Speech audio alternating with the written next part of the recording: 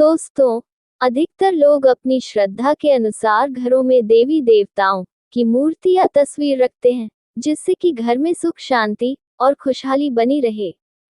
लेकिन कई बार दैवीय कृपा पाने के चक्कर में घर में कुछ ऐसे देवी देवताओं की तस्वीरें या मूर्तियां रख लेते हैं, जिन्हें रखना शुभ नहीं माना जाता है। वास्तु शास्त्र के अनुसार घर के उत्तर पूर्व कोने में भगवान का मंदिर स्थापित करना सबसे अच्छा माना जाता है। लेकिन कुछ ऐसी तस्वीरें हैं जिन्हें कभी भी पूजा घर में नहीं रखना चाहिए। तो आइए जानते हैं उन तस्वीरों और मूर्तियों के बारे में जिन्हें घर में नहीं रखना चाहिए।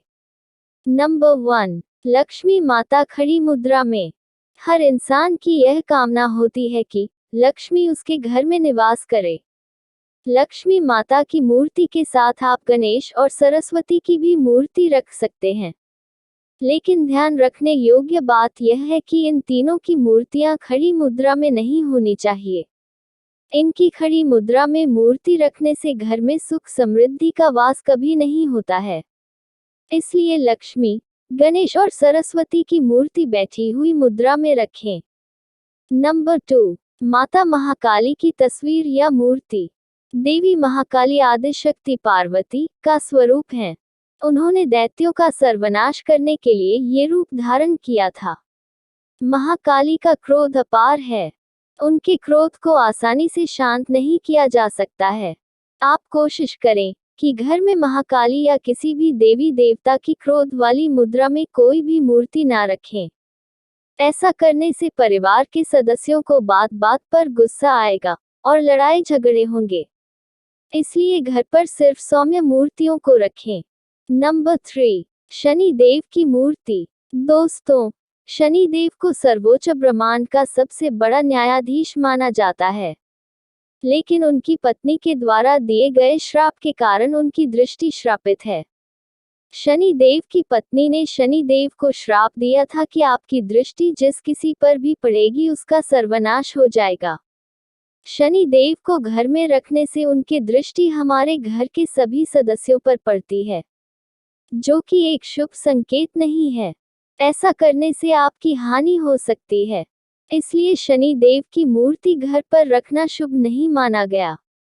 तो अगर आपने अपने घर में शनि देव की मूर्ति रखी है तो आज ही उसे पास के किसी मंदिर में दान करें। नंबर 4, भैरवनाथ की मूर्ति अथवा तस्वीर। भैरवनाथ साक्षात भोलेनाथ के अवतार हैं और भैरवनाथ जितनी भी तंत्र मंत्र की क्रियाएं हैं उन सब के स्वामी कहे जाते हैं।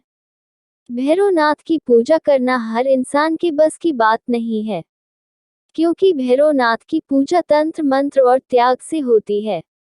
तांत्रिक लोग ही इनका विधि विधान से पूजन कर सकते हैं। हम सब लोग जिनको तंत्र मंत्र का ज्ञान नहीं है, भैरवनाथ की पूजा नहीं कर सकते।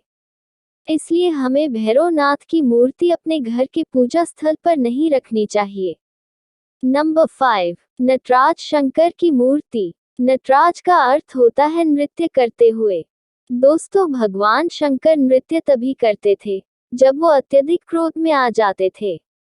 इसलिए घर पर भगवान शंकर की तांडव करते हुए मूर्ति रखना या कोई तस्वीर लगाना शुभ नहीं माना जाता।